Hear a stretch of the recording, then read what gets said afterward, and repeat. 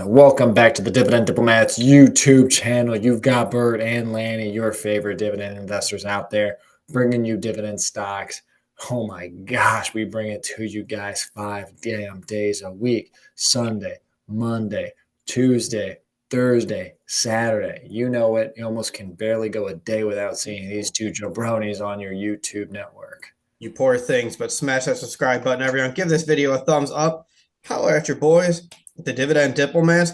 Also, stay tuned for tomorrow's video, our Monday video, Lanny.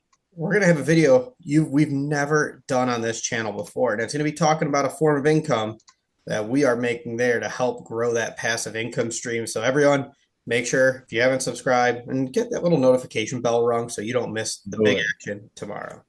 Do it, guys. All right, so we're going to talk about a dividend king today, guys. We're going to talk about a stock that we all know and most of us maybe love, or most of us actually hate if you're on the healthy side because, you know, they may not have the healthiest of foods sometimes, but they're a beverage and a snack company. We're actually diving back into Pepsi stock, guys. Ticker symbol is PEP. Why? Because they released earnings today. We are filming this April 24th. They beat on revenue, but they did not beat on earnings per share. But I don't think that's really what set the stock price downward, right, Bert? Well, that's not what sent the No, stock no, price no. downwards. No, they didn't. But Bert, Because, they did still generate almost 18 billion in revenue, though. it is, but that's not what sent the stock price downward, Lanny, was it? No, it was like we've seen this with so many companies in 2025. It's not about what happened in the last quarter, it's about what they're expecting going forward. And Pepsi took a meat cleaver to their guidance. They took it was a drop, Lanny. Revenue for where they're going to see revenue, where they're going to see earnings, Lanny. It was a pretty big fall, and that's what got Mr. Market spooked and sent that price down. Yes, yes, they are now.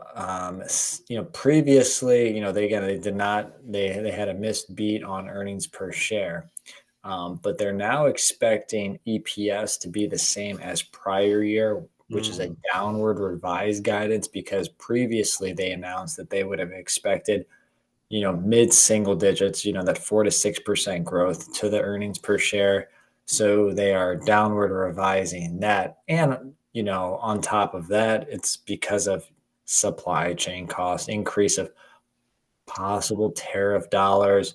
And then they've got some foreign currency, exchange translation headwinds that's impacting their earnings and revenue right now by a few basis points. Yeah, and that's rough for Pepsi, and you're going to see why as we run them through our screener, which focuses on those three metrics in the bonus metric. One, that price to earnings ratio less than the S&P 500. Two, that dividend payout ratio less than 60%. Three, that history of increasing dividends, where you look at that 5-year average dividend growth rate and the number of years you've increased the dividend. Although we already know Pepsi is a dividend king because we've talked about that a few times. Lastly, that bonus metric, the dividend yield. Now, we're not going to use what analysts are expecting. We are going to use what Pepsi is expecting. So we are going to use the earnings per share from Pepsi's 10K results from 2024 because they're expecting the same for 2025. And keep in mind, they just reported first quarter, revenue is about 18 billion, which was actually below prior year's linked quarter by about a few $100 million. And then earnings was also down by about 15 cents from prior year's linked quarter.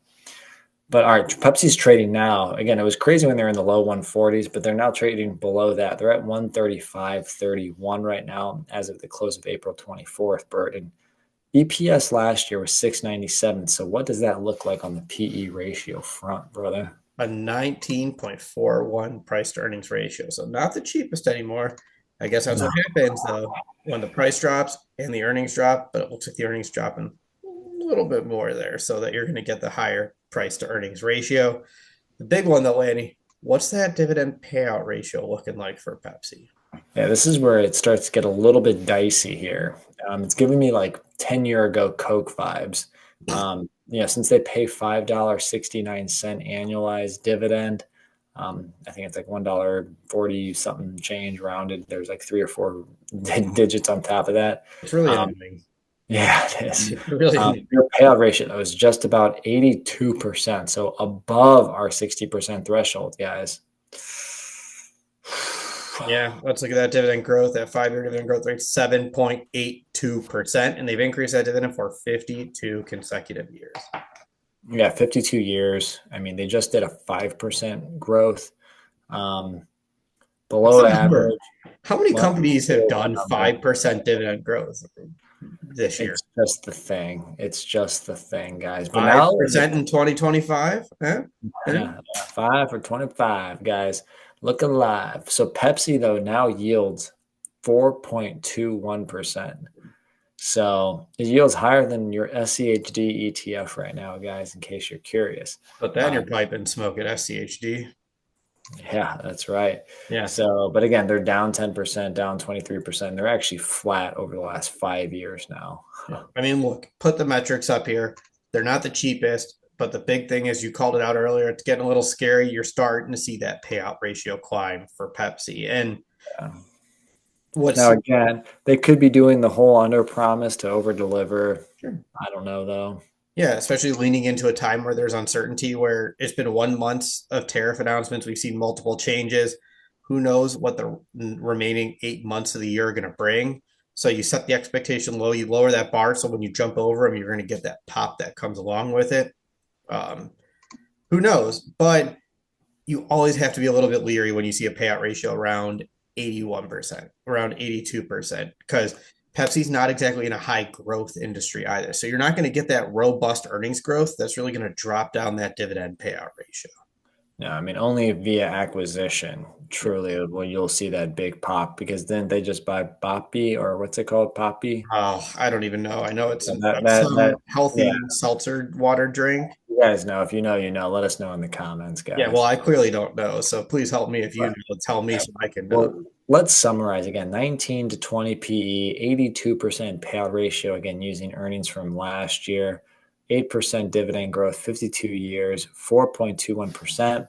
You know, to be honest, I did buy a share when they saw the big drop today without looking at what was going on.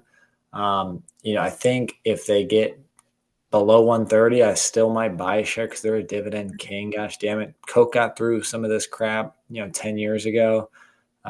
They're still a dividend king, but you kind of want that yield to pay you now while they figure things out. Yeah, I agree. I'm not afraid to buy Pepsi in the 130s. I'm not afraid to buy it in the 140s.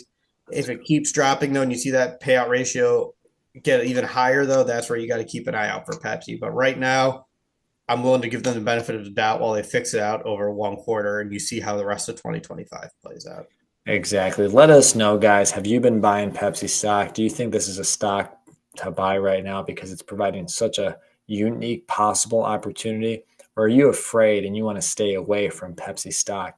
Let us know in those comments, guys. If you haven't already, subscribe to the channel, give this video a thumbs up, and remember, you are either with us or against us, Jack.